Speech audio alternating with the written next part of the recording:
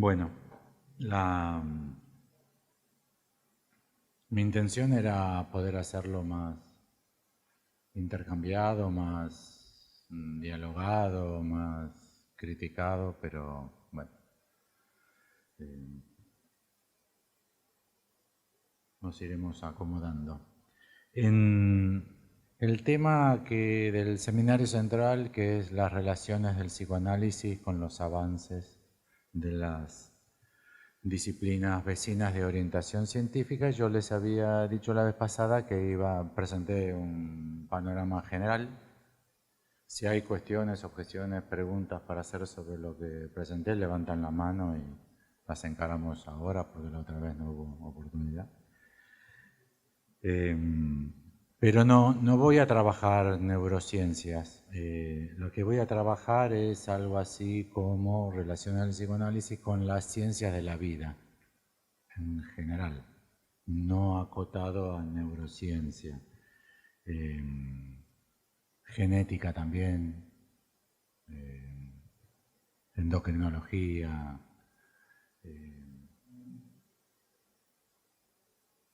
La designación ciencias de la vida es un poco endeble, porque estrictamente hablando sería todas las ramas de la biología. Y no voy a trabajar exactamente en ese campo, pero si ustedes admiten la existencia provisoria de un campo de ideas del psicoanálisis y de vuelta, neurociencia, genética. Lo que sería a lo que se dedica, por ejemplo, la psico-neuro-inmunoendocrinología. Cuando uno jugaba al ahorcado no la tenía. Miren si uno tenía esta palabra para jugar al ahorcado. Psico-neuro-inmunoendocrinología. Igual no sé si conviene mucho las palabras largas. Y entonces, ¿por qué encarar? Porque a mí me interesa, porque creo que es muy importante en Apola encarar esos discursos. Lo que voy a argumentar es que porque es fundamental en lo que se puede llamar Occidente, en Occidente eso es fundamental, la incidencia de lo que sería en el campo de las ciencias de la vida y las cuestiones de la subjetividad, pero especialmente por lo que en psicoanálisis significa las problemáticas internas al psicoanálisis y su relación con las ciencias de la vida.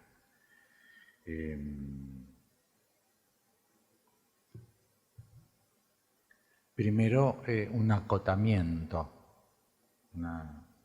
un establecimiento de un límite que habitualmente en Occidente no lo tenemos. Y es que las cosas muy generales y muy antiguas en Occidente se las toma por universales. Es un modo del colonialismo. George Steiner es un texto de referencia para lo que voy a trabajar hoy. Voy a tomar dos fechas más, ya seguro que son la del 2 de junio y del 16 de junio, que ya las solicité y me fueron asignadas porque estaban libres. George Steiner es un autor de primerísima, súper recomendable. Tiene un texto magnífico que es Antígonas. El subtítulo es La travesía de un mito universal por la historia de Occidente. Y es falso, no es un mito universal, es un mito occidental. Este es el problema, esta es una pista. Está George Steiner. Yo tendría que arrodillarme y él subirse a una silla. George Steiner, o sea, un intelectual como en Occidente en el último siglo no debe haber habido 10 más. Como Bloom, son esos tipos de intelectuales, un Harold Bloom. Y sin embargo, parte del mismo prejuicio que, ¿se acuerdan cuál es el problema de Antígona, no? El problema de la ley. Y en Antígona hay muchos problemas.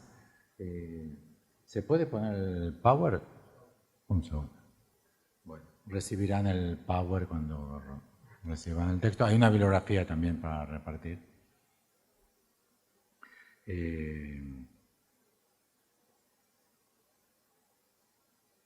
Antígona está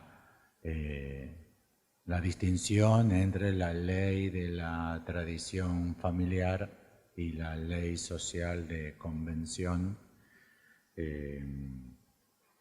pero yo le propongo ampliar la problemática a la ley natural y la ley social.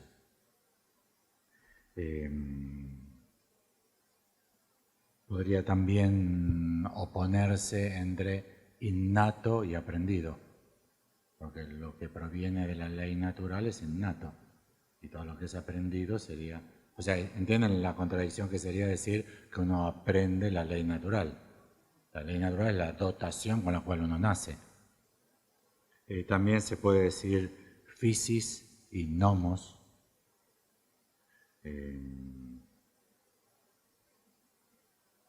En Occidente, las leyes de la física y las leyes de la ley, de la convención, del pacto.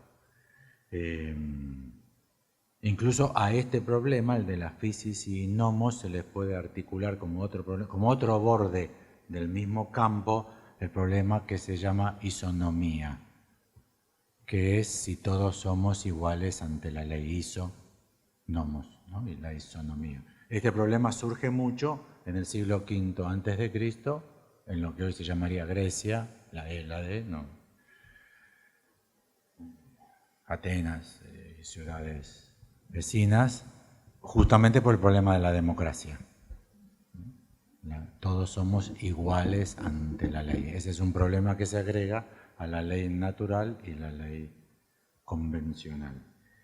También podría, hice un Power pero no estaba disponible, también podría ser experiencias y vivencias y ciencia y saber. Esta polarización que estoy haciendo yo podría admitir hacer una tabla donde se encolumnen por aproximación este tipo de opuestos. Bueno, natural convencional, también primitivo originario y secundario instituido, y otro problema muy grave en psicoanálisis que es eterno provisorio. Porque si es la ley natural, es eterno. O sea, los hombres, las mujeres, ya no sé cómo decirlo, antes se decía así, los hombres todos tenemos siempre las mismas 4 pulsiones. Es una cita de Germán García, de una entrevista a Germán García. Hace 50.000 años eran las mismas, porque es eterno, porque es ley natural.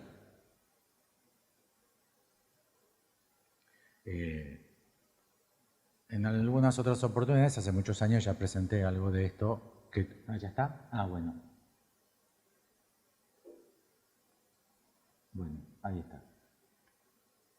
Entonces las problemáticas que dejo por fuera son isonomía, temis y dique, porque también se presenta y es muy importante que lo tengamos en cuenta, que hay en esta polarización no encaja todo bien porque también está la ley de la familia, que si ustedes no tienen claro lo que es la familia, me imagino que no deben tener para nada claro qué quiere decir hoy en 2021 la familia, pueden pensar en la mafia. Ahí tienen una familia posta. Ahí está el pacto, la convención. Si una banda narcotraficante recibe un ataque de otra banda y matan a 2, cualesquiera de estos puede y debe matar a cualesquiera de estos, hayan participado, no hayan participado. En la serie de Netflix, toda la serie de Netflix sobre narcotraficantes trabaja en este problema, la familia, con los compromisos de la familia. En Antígona se presentan estos 3 problemas. Las leyes pactadas, las leyes de la familia, pero si son de la familia en el sentido de Antígona, son heredadas. Mi hermano es lo único irreemplazable, dice Antígona, es un hermano. ¿Todo lo hermano? Se puede reemplazar un hermano, no, pero es de la carne.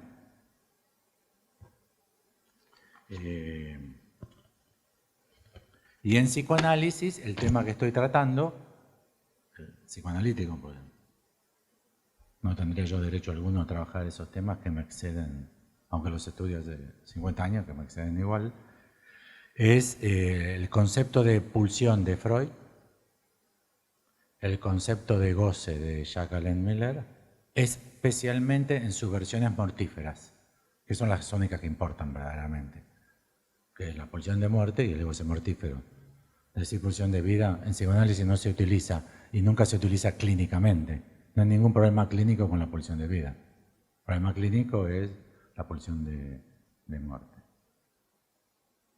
Si uno considera a los psicoanalistas que rigen su teoría y su práctica en función del basamento en la pulsión de muerte o en el goce mortífero, no creo exagerar al decir que debe ser el 99% de los psicoanalistas. En el mundo deben sostener su práctica en un eje fundamental que es o la pulsión de muerte o el goce mortífero. En general, en todos los modelos del psicoanálisis, si uno quita eso, las clínicas se caen porque no tienen forma de ser. O sea, si no hay exceso de pulsión de muerte o exceso de goce mortífero, no hay cómo sostener el psicoanálisis.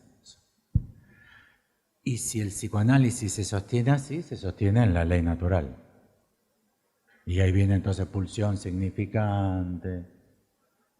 Lo que de la pulsión no se puede significantizar, lo que excede de la dotación de nacimiento.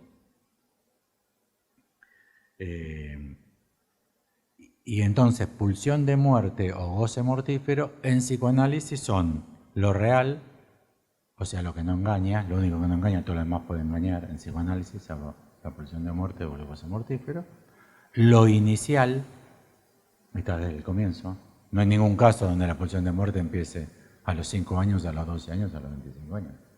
Es dotación inicial. Mítica, mística, imposible de articular a ningún órgano, igual. Y altamente no modificable. Entonces, lo que estamos trabajando es lo que en psicoanálisis, en el 99% de nuestros colegas, y quizás muchos de los presentes y los que podrían haber escuchado esta presentación, sería lo real, lo inicial y lo inmodificable. En psicoanálisis a estas cosas se les suele decir metafóricamente la roca dura, la roca viva. El tema con el que voy a avanzar yo, que es lo que estoy pensando, es qué modo adquiere esto en la modernidad y en la posmodernidad. Cómo esto se arma y en la forma en que se arma, y van a ver que es un tema clínico fundamental, es en el del capitalismo natural. Es el concepto que hay que poner a trabajar para trabajarlo especialmente desde modernidad, que es que el capitalismo es un estado natural del hombre. O sea que todos competimos por nuestra ganancia. Y si todos competimos por nuestra ganancia,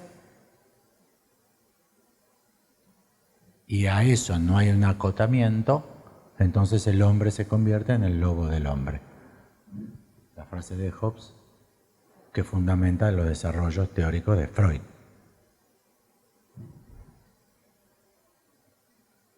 Entonces, el tema que vamos a encarar, que es fundamental, que es el de la economía. ¿Entienden, no? Cómo esta problemática se articula en la economía. Freud a este problema lo llama la economía. De las 3 dimensiones fundamentales de la teoría psicoanalítica, este sería el económico. Pero ¿cómo planteamos y pensamos lo económico? Lo pensamos como un capitalismo natural. Eso quiere decir que cada entidad está considerada un individuo, cada uno. Obviamente Estados Unidos hará esto, Siria hará lo otro, porque Israel no participa de ninguna manera. Se considera uno, como si hubiese Israel, China, entonces, como si fuese uno, un individuo. ¿Entienden? No dice, ese conglomerado que es Estados Unidos, o ese conglomerado inimaginable que es China, o los intereses geopolíticos y estratégicos de Israel, pero no es lo mismo Netanyahu que el que está ahora, no es lo mismo Trump que Biden. Significa libre competencia, egoísmo y premio. O sea, todos somos concebidos como que estamos por nuestros intereses personales, que cada uno busca su interés. Esos intereses son egoístas, Es una ideología altamente criticable y para mí falsa en absoluto, a pesar de lo cual los análisis se sostienen en función de esos criterios. Premio. Entonces es libre competencia, egoísmo y premio. Y el premio puede ser la riqueza, el poder. En el origen de Darwin, darwinismo social, en el origen de Darwin era la descendencia. Los grupos que tenían los individuos mejor adaptados tenían más descendencia, esos prosperaban y los otros tendían a desaparecer. El éxito adaptativo. O sea, la lucha por la supervivencia, la selección natural y la supervivencia del más apto, el éxito. Ustedes dirán, ay, sí, hay que ir despacito y tomar en cuenta estas cosas porque a veces están en posiciones más medulares de las que uno supone. Por ejemplo, esta posición, que es la de Donald Trump, no tengo que ir muy lejos para llegar a la posición de Donald Trump, permite entender por qué no pudo admitir que perdieron las elecciones. Uno puede decir, bueno, se tiñe el pelo de amarillo, es loco, usa la corbata roja, es Trump, es un facho. Se puede decir cualquier cosa, pero también se puede decir, pero ¿por qué no lo puede admitir? Hubo un escándalo ayer con Trump, porque de vuelta dijo que él no había perdido. Es una mentira del periodista que lo quería entrevistar, se paró y se fue. ¿Por qué no puede? Por este problema, el darwinismo social. Porque si él perdió, queda del lado de los débiles que deben desaparecer. O sea, inexorablemente hay que tener éxito. En este sistema no es el ideal del éxito, como se practica en los consultorios. Es un sistema que solamente se verifica la posición de cada uno si tiene éxito. En psicoanálisis define qué sí y qué no es psicoanálisis. En este sentido polémico que estoy proponiéndoles considerar a ustedes, si uno admite o no la pregunta del paciente inicial y que sostiene todo el análisis, que es ¿qué gano yo con esto? Que es la pregunta clave de todo psicoanálisis. Todo síntoma para psicoanálisis.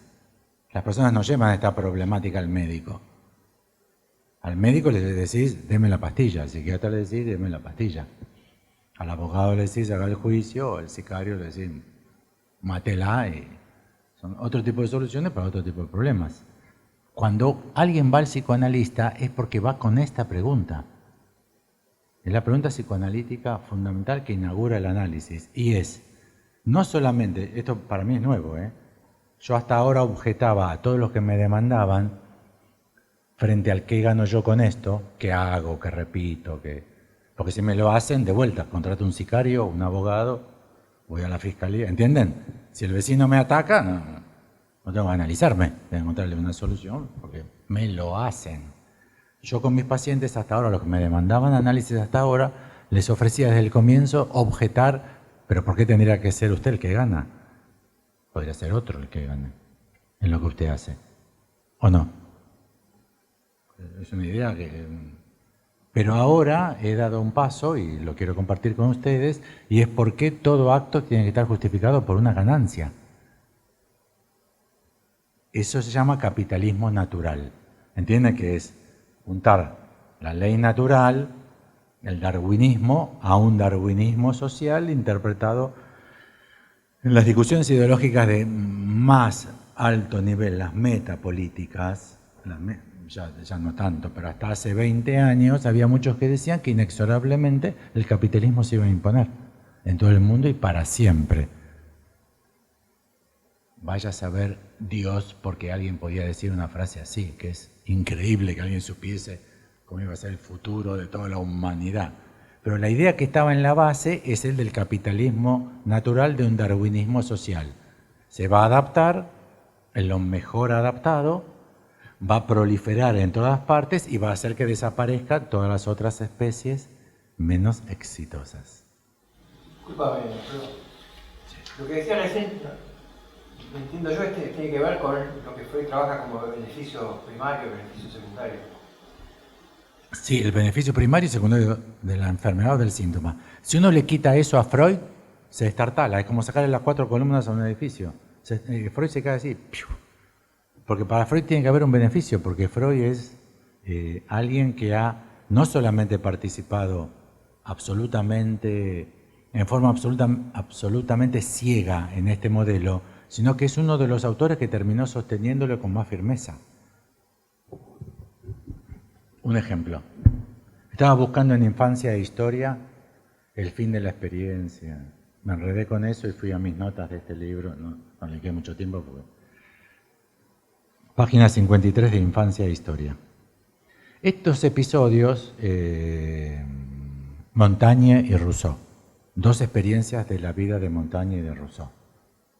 Estos episodios son como 2 aisladas estafetas que anuncian el surgimiento y la difusión del concepto de inconsciente en el siglo XIX, desde Schelling y Schopenhauer hasta su original reformulación en la obra de Freud.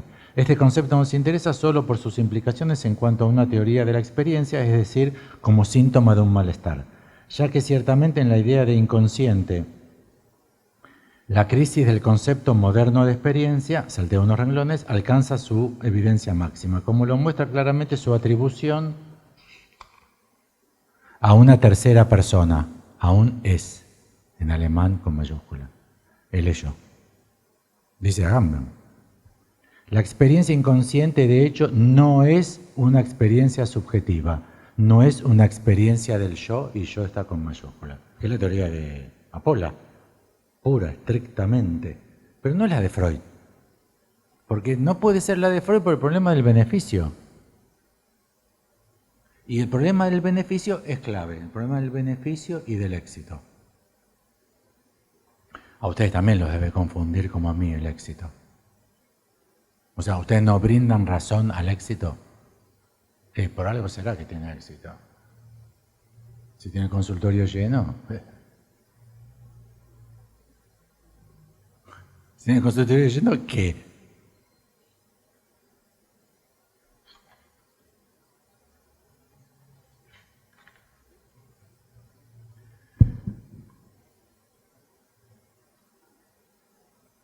Tres y 10. 2 datos rápidos, hagan con ellos lo que quieran y puedan, pero son 2 datos. En Lacan hay 2 instancias fuertes de utilización del argumento biológico, que son la fetalización de Volk, Volk es B larga O L K, la fetalización de Volk. Lacan lo llama prematuración del nacimiento, es el nombre que le da Lacan. ¿Entienden la idea? Volk dice que los seres humanos nacemos como fetos. Cuando nacimos seguimos siendo fetos, que falta un largo periodo,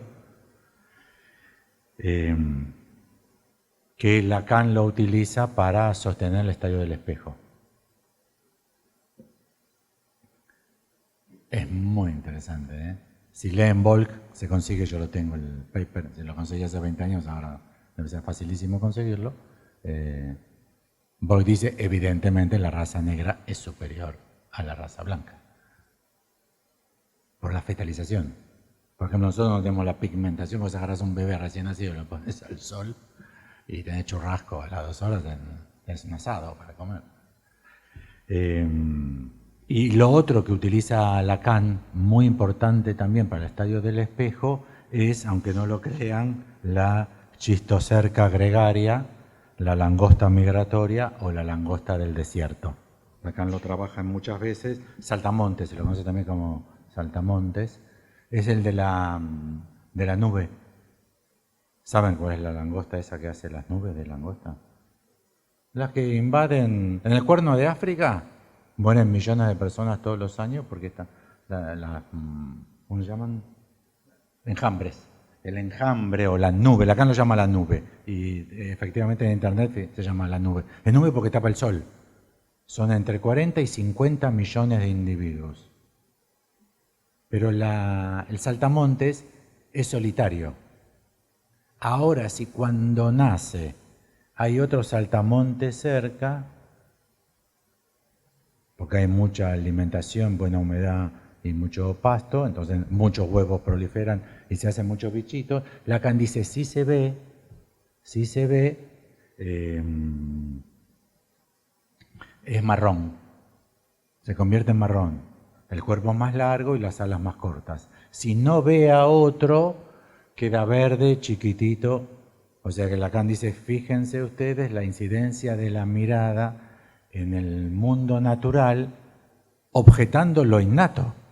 La langosta nace verde, seguirá verde y morirá verde. O todas se desarrollan verde y después pasan. Es la chistocerca gregaria, langosta migratoria o langosta del desierto, y Lacan lo utiliza acerca de la causalidad psíquica y el estadio del espejo con un error, o insuficiencia de conocimientos de Lacan o de esa época, porque ahora queda claro que es postcontacto. Despierta feromonas el contacto de las alas o de las patas y cambia la estructura, el color y la forma de vida. Esa manga cuando muere, esa nube cuando muere, deja de vueltas solitarias. Son bichos solitarios que pueden comportarse como nube de 50 millones de individuos. Con lo cual las dos utilizaciones que hace Lacan de la biología como lugar central es para objetar nuestras ideas. O sea, el mundo de relación completa el mundo natural, porque si no, no podríamos vivir, la fetalización. Y por otra parte, no hay que creer que la dotación innata es determinante ni siquiera en animales con tan poco desarrollo del sistema nervioso como una langosta. Les doy dos bibliografías más si les interesa el problema, son bestsellers de librería. Ya alguna vez lo recomendé. Una es Portarse mal, comportamiento irracional en la vida económica, de Richard Thaler, Nobel de Economía del 2017. O sea, les doy un poco de éxito para que confíen, es un premio Nobel.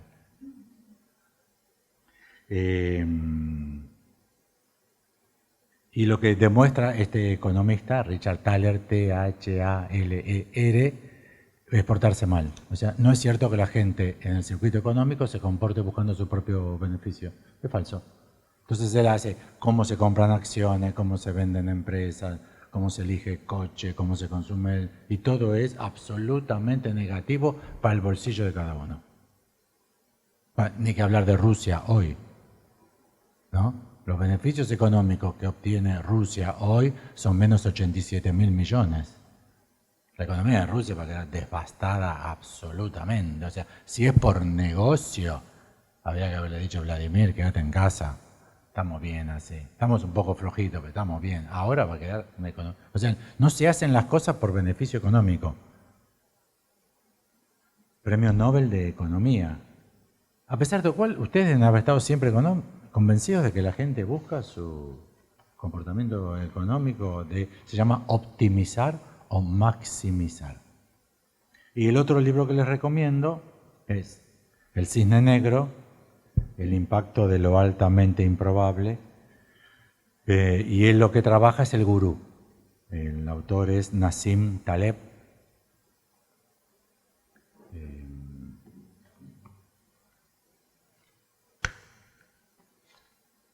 Lo que él demuestra es que la economía está regida por A mayúscula tachado. Y que todos los grandes gurúes de la economía, te ponen los nombres de los tipos, la carrera, que la invocaron, ¿vieron? Por ejemplo, en pandemia, un biólogo sudafricano que vive en Kuala Lumpur y ahora está haciendo una rotación por Rosario, había dicho que iba a haber una pandemia de un virus, corona, ¿se acuerdan que aparecen? Cada tanto dice, apareció un paper de un tipo que dijo. Lo que hace Taleb es seguirles la carrera y demuestra que se equivocaron 87.000 veces por una que invocaron, lo que es lo más razonable del mundo si uno predice el futuro, como tantos sociólogos, politicólogos y filósofos que dijeron ya el mundo nunca más será igual después de la pandemia. A mí me parece hoy que todo indica que dentro de 6 meses la gente ni se va a acordar de la pandemia. No, que el mundo nunca será igual, ¿no? Cuando se vaticina, ¿entienden lo que esto incide sobre la ley natural, no? Que el ser humano volcado a la ley natural ni siquiera puede hacerse una suposición de cálculo por la incidencia de lo imprevisto, de lo imprevisible, de lo que Lacan llama lo real. No el goce mortífero, sino lo que Lacan llama lo real, que es lo imprevisible. Bueno, les pasé una bibliografía de, no sé, no conté, quizás estoy mejorando mi neurosis obsesiva, no conté. Deben ser más o menos 35 libros que les recomiendo de neurociencia, genética en general. De lo que poco que yo pude saber en los últimos 40 años, me parece que acá está. Puede ser que se me haya escapado algún libro. Pero si ustedes quieren saber el estado de la problemática en neurociencias, genética, sociobiología, lo que yo le pasé, ahí están los textos fundamentales e incluso la respuesta a los textos fundamentales. No hay tiempo porque perdimos mucho al comienzo. Les recomiendo el de Frances Allen, Somos todos enfermos mentales, que es el autor que trabaja en equipo para el DSM-4, que niega los desarrollos del DSM-5. Son cosas que no se saben, pero bueno.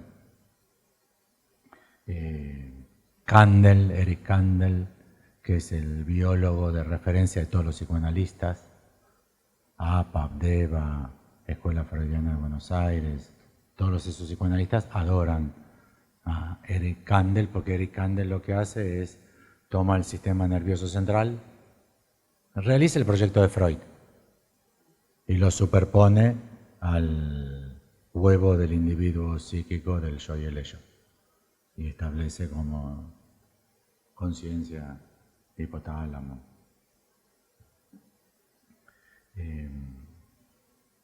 Stephen Jay Gould y la falsa medida del hombre como la crítica al cociente intelectual, y el libro del cociente intelectual, que es la curva de Campana.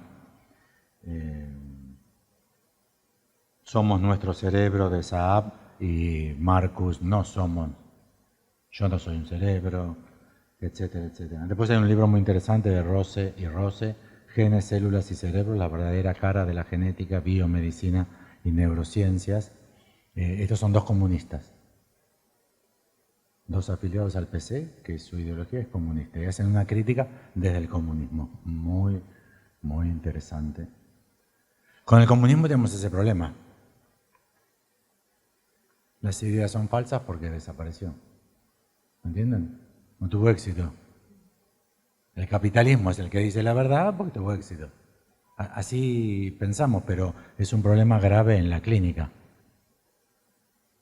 Bueno, y ahora vamos a trabajar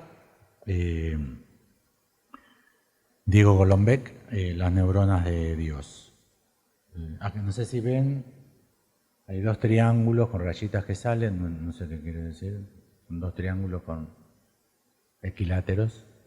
En uno hay un ojo y en otro hay el lugar de un ojo, como si fuese la forma de un ojo, y hay un cerebro. Así que interpreté muy livianamente que el ojo debe ser Dios. Y entonces la neurona de Dios. Dios, neurona, neurona de Dios. Ya es un mundo. Ya es un mundo.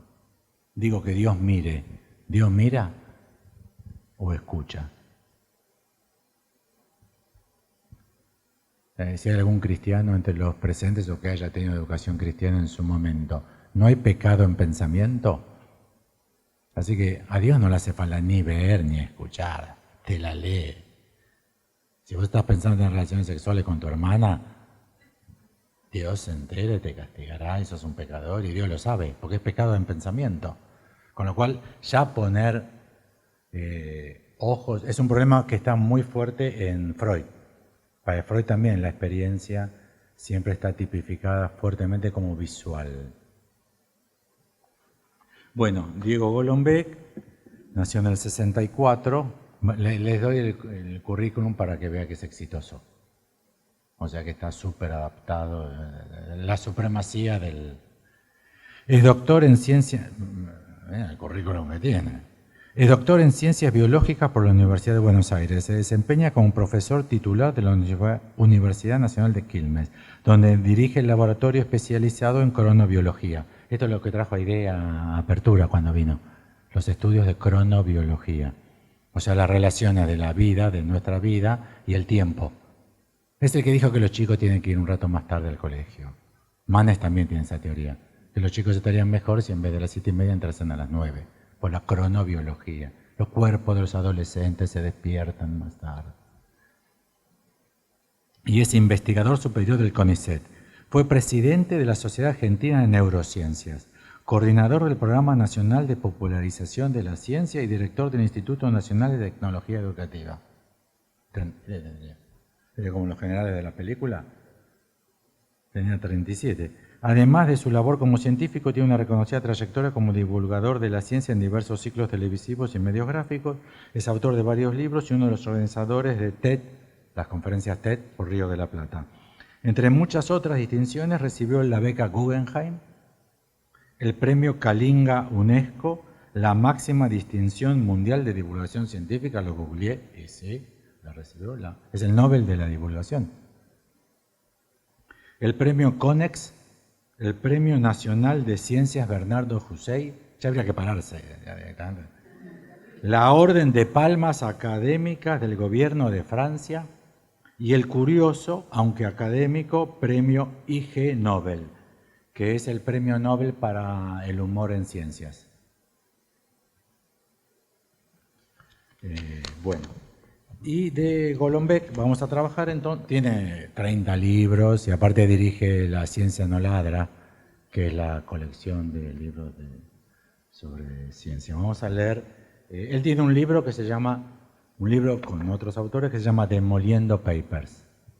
Así que nosotros, siguiendo el ejemplo de Diego Golombek, vamos a demoler las neuronas de Dios. De hecho, les aclaro un problema, este es un problema judío, no sé si es un problema cristiano o islámico. Un problema judío.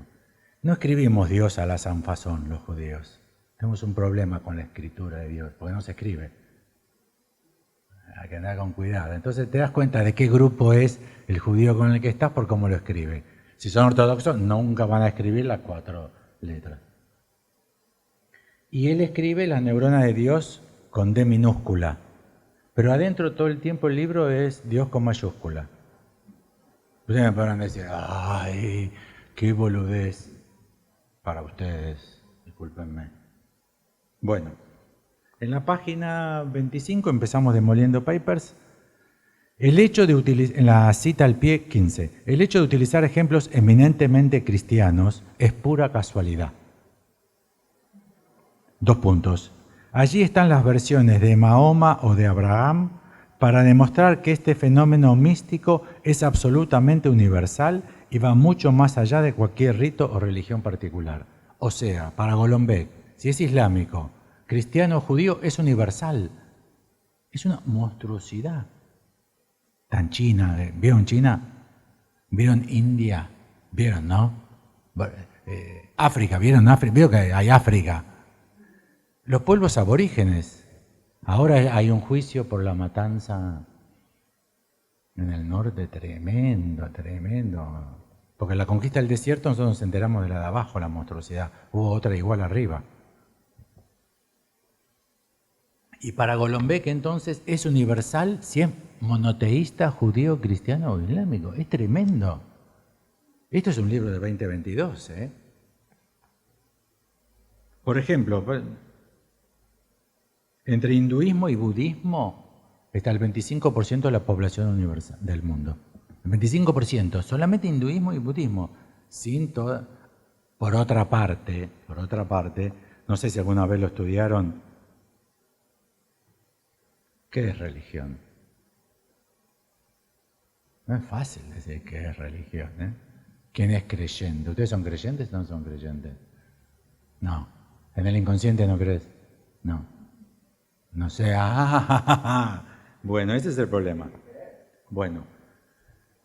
Digo, toda creencia, si uno tiene creencia, te hace por ese motivo religioso. Son todos prejuicios en lo que está basada la textualidad científica que sostiene la creencia en la cual radica, a mi entender, lo peor del psicoanálisis. ¿Entienden el problema, no? Bueno, en la página 86, la epilepsia puede en algunos casos invocar a Dios. Un desorden de charlas entre las neuronas puede a veces manifestarse como una señal divina. Así la neurociencia va identificando circuitos cerebrales que podrían ser el origen y la huella de las experiencias religiosas. Diego Golombé, que no es presidente de América Latina, de pedo. Este tipo tiene todos los títulos. Da para ser presidente más que Manes. Me parece que le va a ganar en la lucha final entre Manes y Golombé. Yo creo que gana Golombé. Buceando en sus escritos. Otros ejemplos son más recientes y se encuentran mejor documentados, como el caso de Ellen White, la fundadora del movimiento adventista del séptimo día. A los 9 años de edad estaba corriendo a la vuelta de la escuela, cayó y sufrió un leve golpe en la nariz y la cabeza que la mantuvo en estado casi vegetativo durante un par de semanas. Página. No se puede creer. No se puede creer que diga un tipo con estas cucardas académicas y científicas. Dirige la ciencia en Argentina y 4 más. En el mundo igual, ¿eh? Miren cómo sigue. Estos son páginas, entonces, 87 y 88. No le fue nada mal a Helen. Se calcula que actualmente el grupo cuenta con unos 18 millones de miembros. Lo interesante es que esos millones de fieles pueden haber sido el producto de un golpe en la cara sufrido por una persona que pudo haber ocasionado un movimiento y una lesión importante en su cerebro.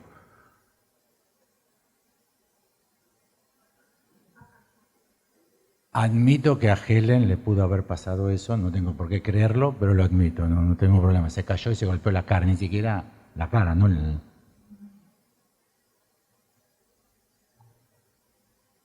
¿Ustedes creen que los 18 millones de personas que siguen este credo lo siguen porque Helen se golpeó la cara? ¿O debe haber un motivo sociológico, político, ideológico, capitalista que justifica que haya... ¿Entienden? Porque un tipo se golpeó la cara, una mina se golpeó la cara, eso justifica que haya 18 millones de creyentes. O sea, la argumentación es de las más falaces del mundo. Porque no respondes a la pregunta de por qué hay, por ejemplo, esa religión, ¿de dónde salió? En Estados Unidos. ¿Podría haber salido en Uruguay? Si una señora tomando mate en Uruguay se hubiese tropezado en Montevideo, no, porque no son las mismas condiciones socioeconómicas, políticas y religiosas, étnicas. Entiende que la derivación de ideas que sostiene cómo las ciencias de la vida conquistan cada vez más nuestra argumentación respecto de las funciones subjetivas, punto y coma, que es la misma posición del psicoanálisis. Porque ¿de dónde proviene el exceso de goce mortífero o el exceso de pulsión de muerte? ¿Es dotación innata? Agamben dice que no. Agamben dice que son las modificaciones de la subjetividad en Occidente. Bueno, la pifia un poco, pero en Occidente, a finales del XIX, lo que da las condiciones de surgimiento, no del psicoanálisis, del inconsciente. Esa es una forma de argumentar. Es la nuestra y es la que siempre fracasa. Esta les va a gustar. Es falsa igual, pero yo sé que les va a gustar. Pero es falsa, ¿eh? 148. Ser religioso, ser autoritario o ser conservador, a veces, obviamente, no siempre.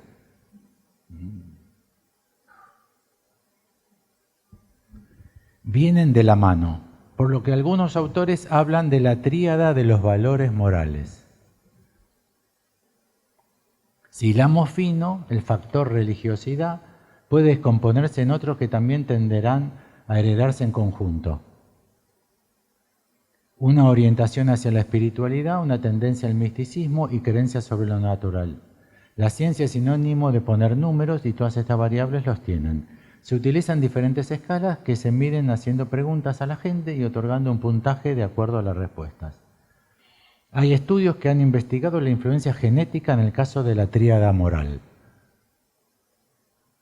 2022, es Golombek, dirige La ciencia que ladra. El cocinero científico, es un libro de referencia, El cocinero científico. La tríada moral en particular, basados en el test de personalidad F, desarrollado nada menos que por Theodor Adorno.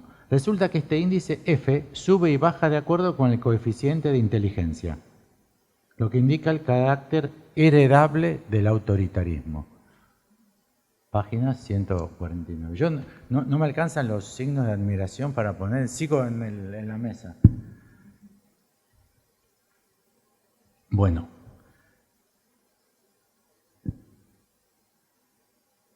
Hay escalas que miden el grado de fundamentalismo religioso. También se comparan datos de hermanos entre los cuales haya alguno adoptado. Comparten la crianza, pero no la genética. El resultado, en general, es muy consistente. Cuando se considera los datos de adultos, o incluso de adolescentes, la influencia genética en cuanto a ser creyente / religioso es muy significativo. En los más chicos el voto está más dividido y la influencia ambiental pisa más fuerte. ¿Lo leo de vuelta?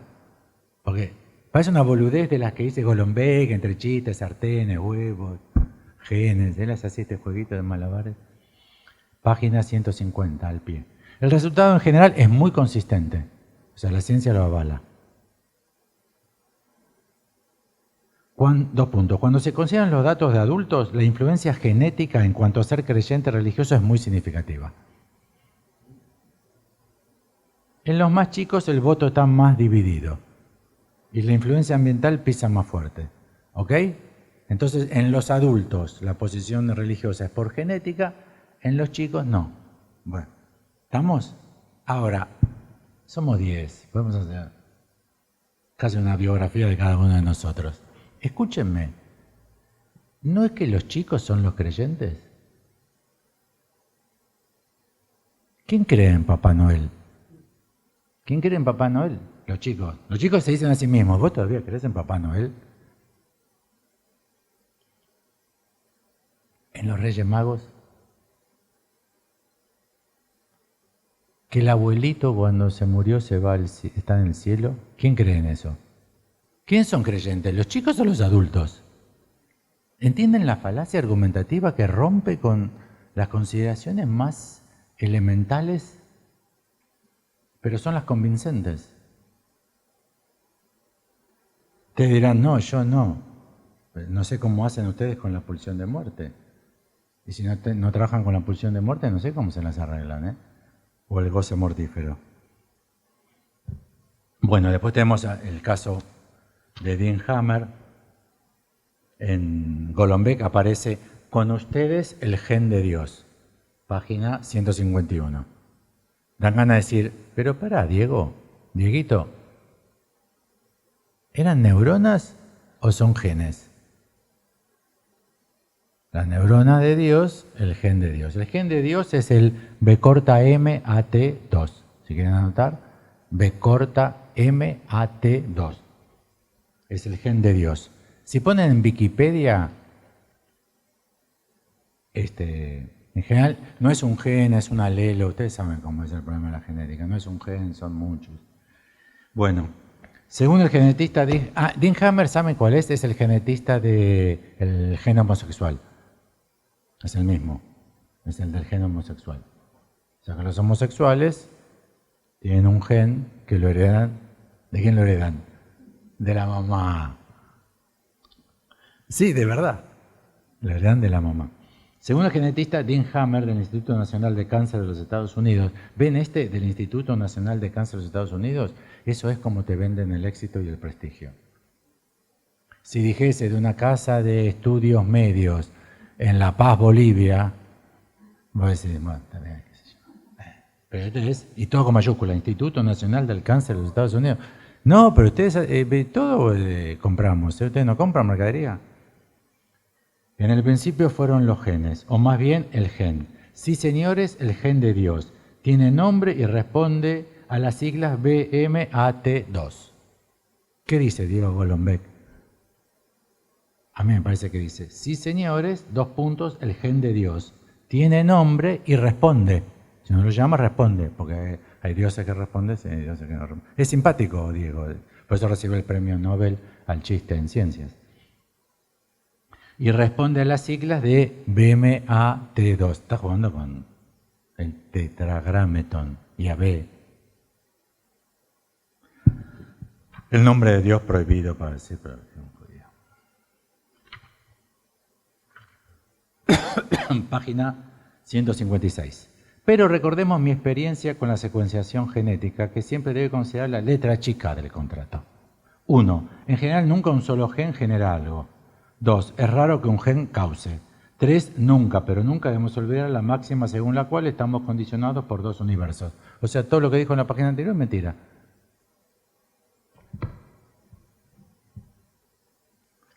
Bueno.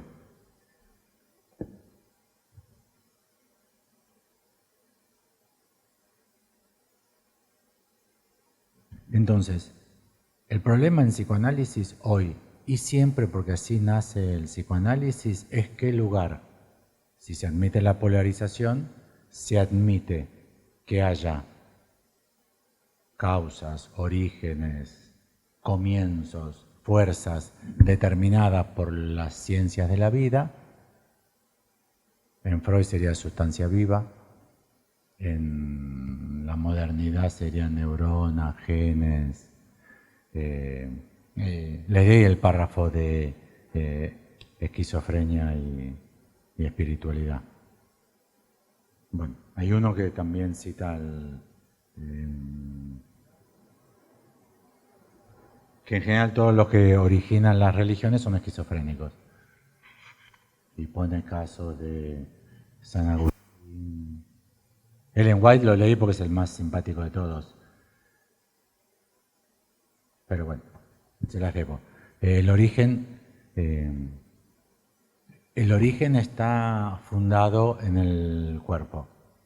Y el cuerpo cada vez más está atravesado por un discurso científico que lo convierte en neuronas, genes, hormonas, etc.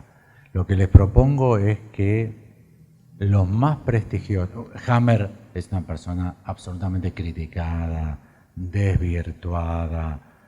En los últimos 30 años de estudios sobre el gen de la homosexualidad y sobre el gen de Dios han establecido que no hay correlación alguna, y si hay correlaciones desmienten a Hammer. De hecho, Hammer escribió ese libro con un periodista, no con otro científico.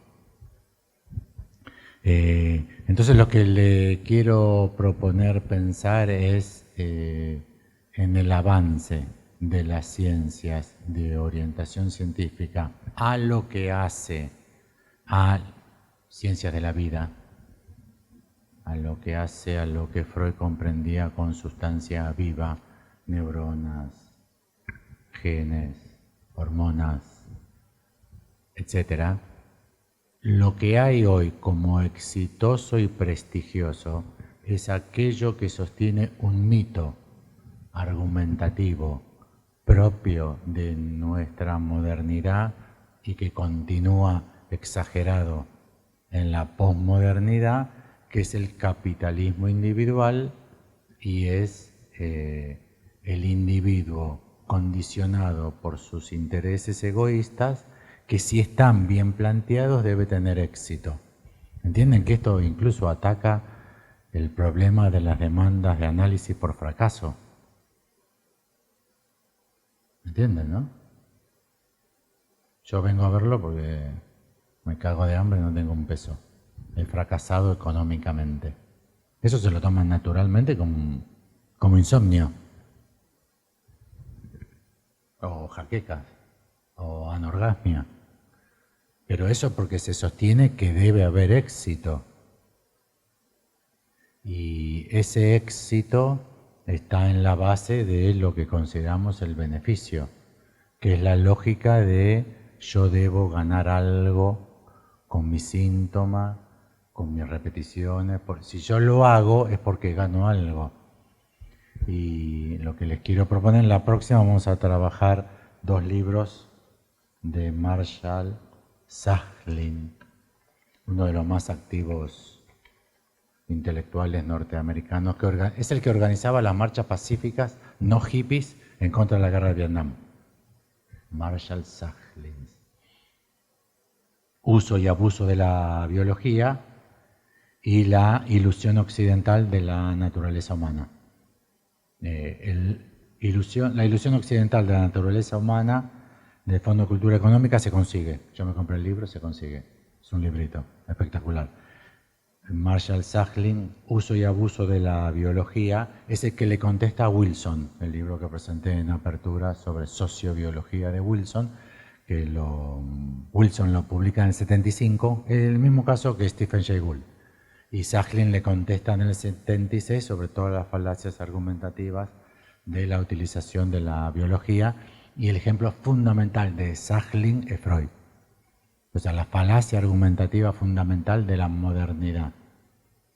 En cuanto a sostener que las posiciones subjetivas responden a intereses económicos individualistas planteados como darwinismo social, los que tienen éxito son los que tienen razón.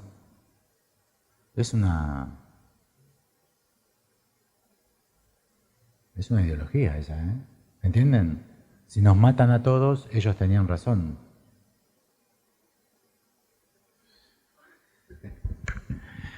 Pero el psicoanálisis está totalmente atravesado. Si nosotros quisiéramos erradicar esto, tenemos que hacer como hicimos, fundamentar el psicoanálisis en otra lógica extraída de Lacan, que erradique darwinismo social, individualismo económico, capitalismo natural, adaptación del más exitoso, progreso, éxito. Una demanda de análisis, yo no progreso. Nosotros lo tomamos como así, claro, como si fuese insomnio. Y quizá eso sea un lugar donde está insertado un ideal social que, como lo comparte el psicoanalista, que también cree que debería haber tenido más éxito y no tuvo. Lo que se dice de Messi, hasta el año pasado, yo soy pro Messi. Lo que se decía de Messi hasta el año pasado, ¿qué se decía? No ganó nada. Así con las manitos, ¿eh? No ganó nada. Y la cabeza tiradita para atrás, no ganó nada. Los de la iglesia maradoniana, obviamente. No ganó nada. ¿Entienden?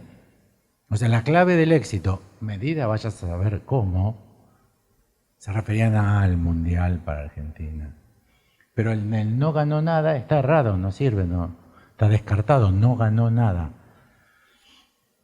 Y me da la impresión que parece quizá poco tema, pero me da la impresión que todo el psicoanálisis está jugado en cómo se piensan estas problemáticas. Por ejemplo, en la posibilidad de admitir gozo del otro.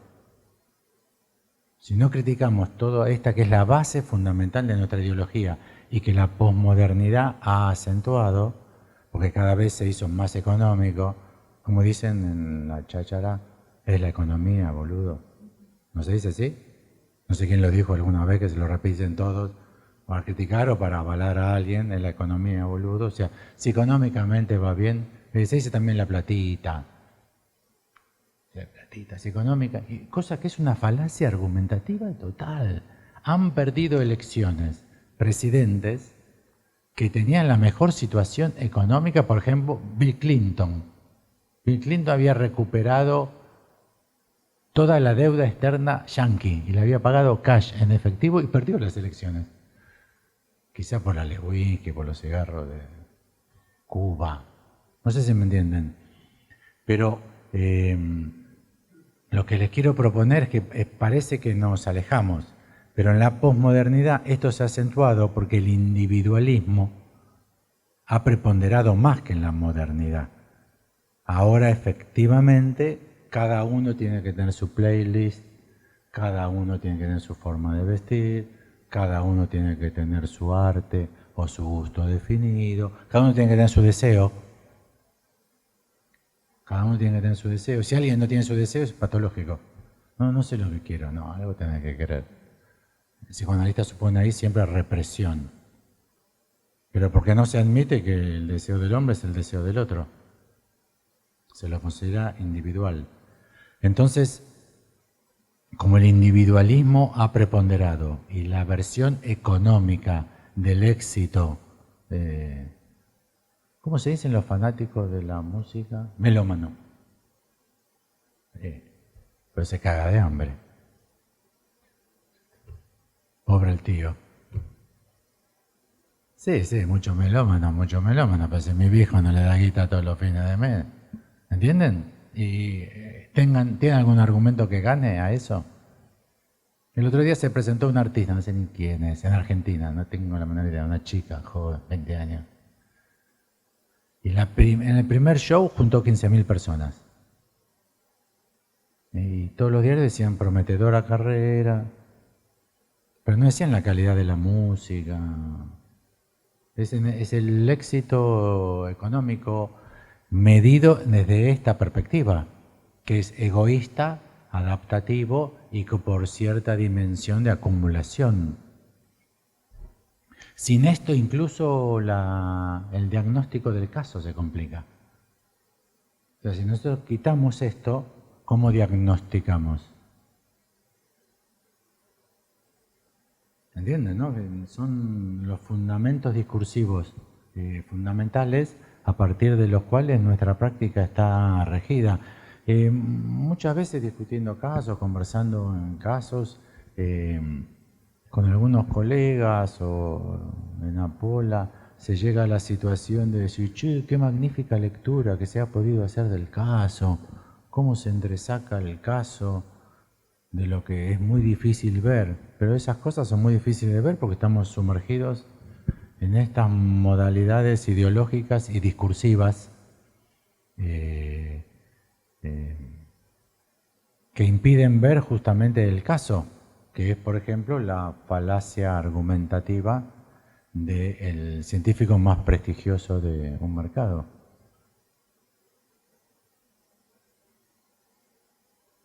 En la próxima voy a trabajar, entonces ya le dije,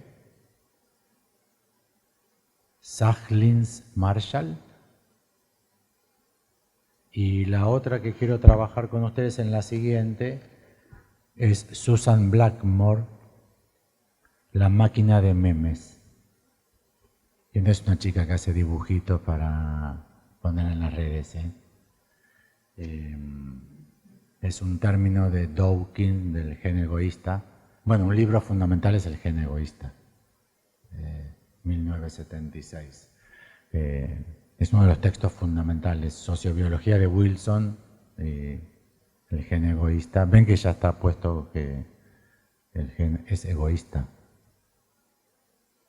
Lo que voy a trabajar en la subsiguiente, la del 16 de junio, si les interesa conseguirse antes la bibliografía, se consigue, es La máquina de memes, que es una teoría que esta mujer toma de este término memética, de memoria, ¿no? Y que trabaja la función de la memoria. Lo trabaja biológicamente, pero ¿cómo seríamos una especie? ¿Cómo sería? La bibliografía se la mandé a Julián y Julián la de... si no le llegó, Julián se olvidó, ahora se la reclamamos y la va a mandar ahora. Que es el trabajo sobre la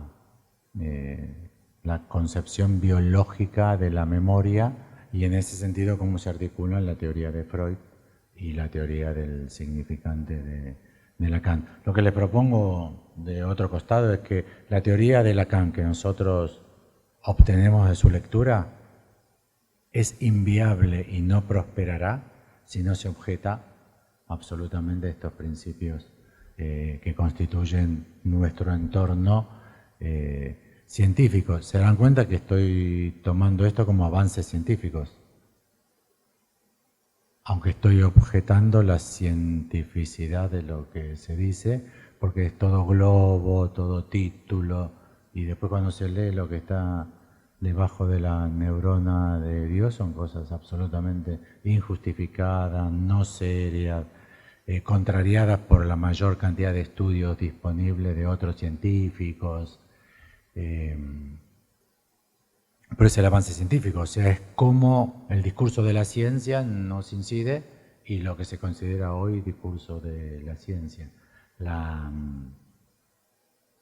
Para mí el capítulo fundamental, por ejemplo, no sé cuántos de ustedes conocen las críticas a cociente intelectual.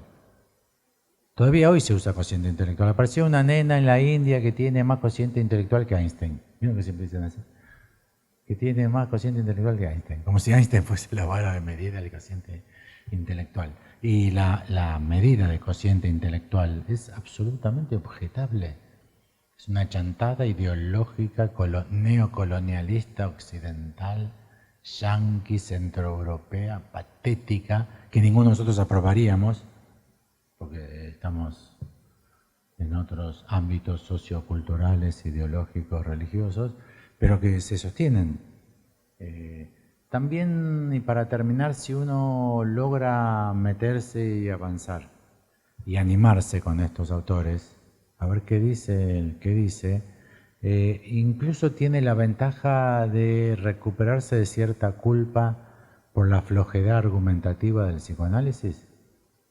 Porque es cierto que nosotros argumentamos muy flojamente. ¿Qué pruebas podemos dar?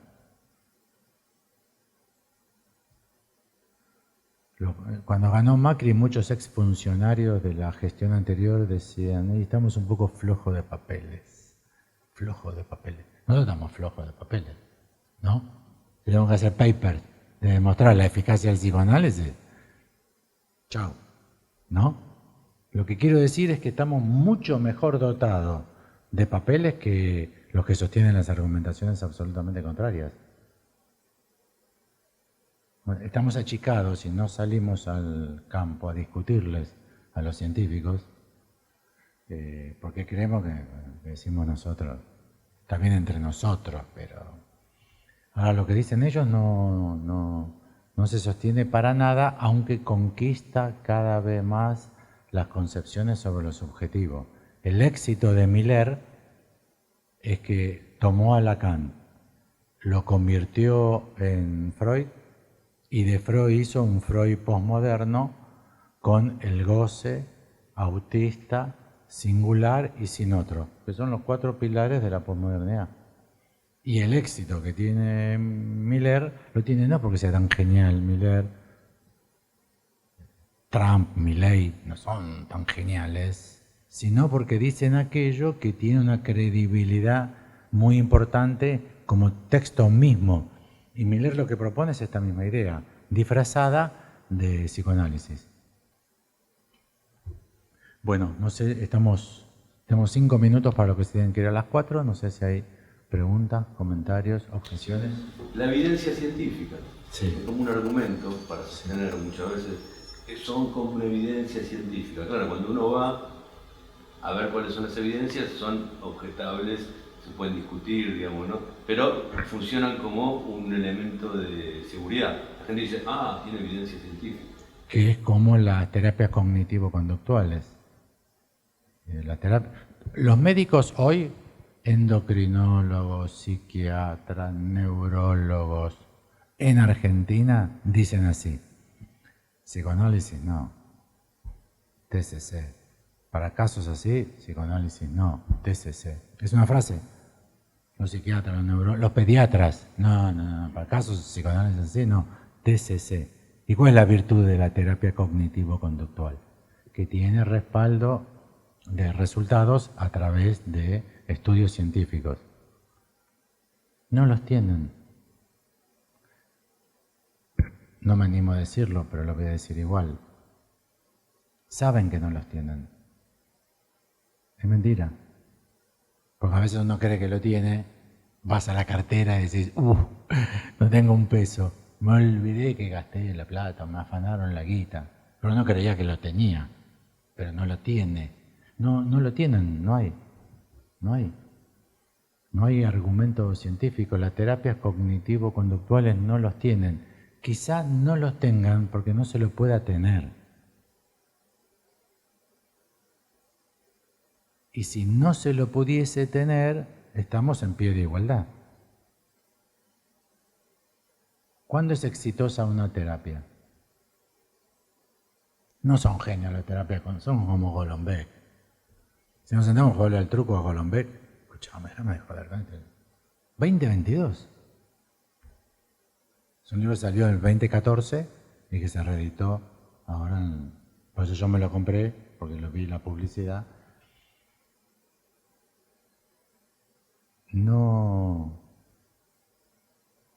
No deja de utilizar humo, globos. Sí, el gen de Dios. Me van a decir que Golombek no puso en Google BMAT2. ¿Sabe la lista de todos los autores de los últimos 40 años que dicen? En absoluto. Esto no se demuestra y en general tienden los resultados a ser lo contrario. Hammer fue entrevistado en 3 canales y como Trump se levantó y se fue porque lo objetaban. O sea, cuando se pone la neurona de Dios, se está mintiendo.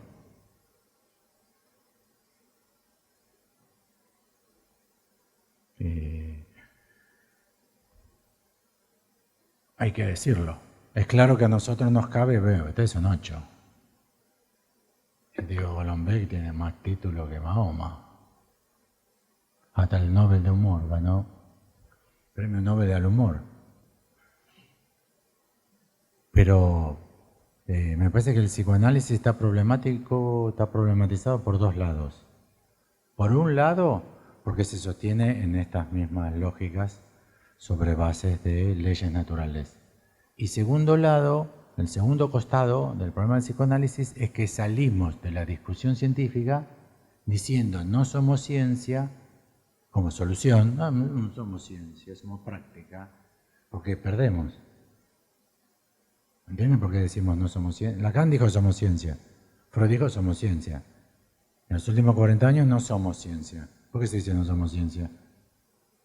Poncio Pilato, yo me la lavo, no tengo nada para discutir, porque no somos ciencia y somos más científicos que estos, mucho más. El de la prueba científica de los resultados, que es otro problema. ¿Qué calidad de resultados tienen ustedes en la práctica?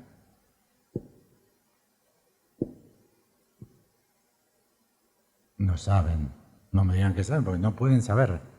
¿Y por qué hacen lo que hacen entonces? Porque siguen practicando el psicoanálisis y no tienen la menor idea de la calidad de los resultados de esa práctica. Pero no lo pueden tener. A mí me va muy bien con mis pacientes. Es una boludez total, o sea, ¿cómo sabes? ¿Comparaste cómo le va a todos los otros analistas? ¿Realmente sumaste todos los pacientes con los que te fue bien? ¿Y sumaste todos los que te fueron mal? El que dejó la segunda entrevista, el de la cuarta, el de la quinta. ¿Sumaste? Y ahí viene terapia cognitivo-conductual. Son testimoniales los argumentos de que me fue bien. Entre paréntesis, igual que con el chino, igual que con la bruja, igual que con la curandera. ¿O no? Andá a verlo el chino, mi cuñado lo salvó. Boluda, andá a ver a este chino, no sabés lo que es este chino. Es buenísimo, es buenísimo. La curandera esa, re poderosa. Pero quizás no hay otra forma. Pero si no hay otra forma, entonces ¿por qué hacemos lo que hacemos? Y quizás ahí aparezca la cuestión ética. Pero admitiendo que no hay forma. Y que las terapias cognitivo-conductuales mienten. Porque lo único que pueden tener es el testimonio de los pacientes. Pero tampoco hacen seguimiento de este testimonio, porque supongamos que una TCC te cura, como ellos dicen, no sé, una fobia al gato. De hecho, yo un día presté mi gato, justamente porque una amiga mía estaba haciendo el tratamiento con una psicóloga de TCC, entonces necesitaban, porque ellos manejan, por lo menos en este caso, había primero presentación de imágenes del gato. Despacito. Claro. Después te meten 3 pelos del gato. Y cuando llegó a la última etapa había que ver al gato literalmente ahí de carne y hueso, como era mi gato. Entonces fue muy loco, porque después yo le pregunté a mi amiga, y digo, pero está bien, terminaste el tratamiento, sí, y No, cuando voy a tu casa encerrame el gato. O sea, no había manera. Punto y coma. Lo mismo que le pasa a los psicoanalistas cuando dicen que curaron el síntoma. Lo mismo. O cuando el psicoanálisis, que es más profundo, cura el síntoma, ¿hay acaso un seguimiento que te diga? Quizás es un... ¿Entiendes lo que digo? No, quizás no diga, no, nosotros hacemos el tratamiento más profundo del núcleo de la personalidad, porque lo que TCC te curan del gato, pero después te quedan los pajaritos, a las palomas. Eso dicen los psicoanalistas de TCC. Pero ¿y cuando vos curaste la impotencia, cómo sabes que no lo echaron del trabajo el otro día y se quiere matar? Que prefiere la impotencia y sigue siendo gerente. No solamente el problema del seguimiento, está el problema de lo testimonial. Si alguien te dice, estoy mejor, ¿está mejor? Lean las historias de las sectas norteamericanas, los davidianos, los que murieron ahí en 280, que los mató el FBI y se suicidaron, ¿se acuerdan? Los davidianos en el rancho ahí, no sé dónde. ¿Se acuerdan? O los 28 que se vistieron con traje de astronauta a esperar que lleguen las naves extraterrestres que tuvieron 20 años viviendo encerrados. Pregúntenle si son felices. ¿Saben lo que le van a contestar? Sí, de hecho están todos bien, como tienen, como, ¿vieron que están todos con una sonrisa? Como los curas, las monjas, están todos con una sonrisa. ¿Por qué se sonríen siempre? Están felices, es gente feliz. Con lo cual, testimonio de felicidad o de curación, es por eso que Lacan diseña el dispositivo del pase. Para ver qué se puede hacer con algo más de rigor, de racionalidad y de pensamiento, con el fin de los análisis. Porque Lacan dice, no se puede saber nada. Y en el dispositivo del pase, Lacan dice, no puede hablar el psicoanalista. Tampoco puede hablar el analizante. Porque va a decir, sí, terminé, estoy bárbaro, me analicé con Colette Soler, ya quiero el cargo, ya está, déjense de joder, ya está, hay que ser didacta. ¿Sí o no?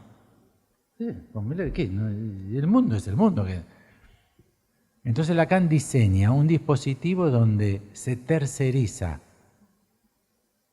el texto de lo que está en juego, intentando disminuir todos los engaños que pueden estar participando en forma grosera, al menos, de lo testimonial. Con lo cual será el discurso del otro aquel que permita. Un paso más. Para Lacan el dispositivo del pase no es fundamentalmente para establecer si este se curó o esta tiene que seguir análisis, sino para ver cómo la sociedad psicoanalítica puede evaluar los resultados del análisis, porque es el problema más difícil del resultado del análisis. No, está muy contento los que tienen años de ser analistas. Cuando un paciente, yo estoy viejo, cuando un paciente empieza a decir, ay, qué bien que estoy, qué bien que estoy, qué bien que estoy, es porque no quiere venir más. Y no sabe cómo decirlo. ¿No tienen algún caso así? Ay, qué bien que me siento, ay, qué bien que me siento. Y llamo, estoy tan contenta, estoy tan contento. No viene más.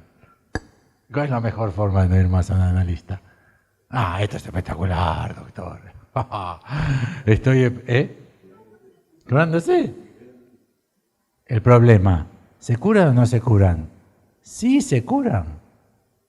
Sí se sienten mejor, Pero es todo efecto sugestivo de la posición de dominio que el analizante tiene que resolver respecto a cómo decirle al analista. Entienden que el caso, si miente, no hay ningún problema.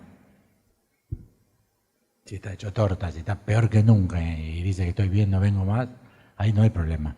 Está mintiendo, listo y ya. Pero cuando dice estoy mejor y está mejor, ese está mejor, ¿es verdad o no es verdad? Bueno, si no lo vamos a pensar, nuestras clínicas no van a avanzar nada. Vamos a seguir practicando rituales, silencio, bueno, dejamos aquí, tendríamos que revisar la relación con su papá. Vamos a seguir repitiendo y la calidad clínica quizás disminuzca muchísimo.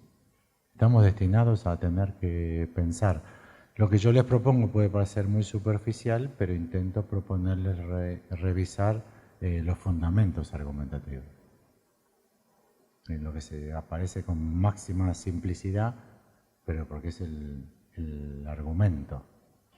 Bueno, dejamos aquí. Yo sigo entonces 2 veces más, el 6 y el 16 del 6, trabajando Sachlins y Blackmore. Bueno, gracias.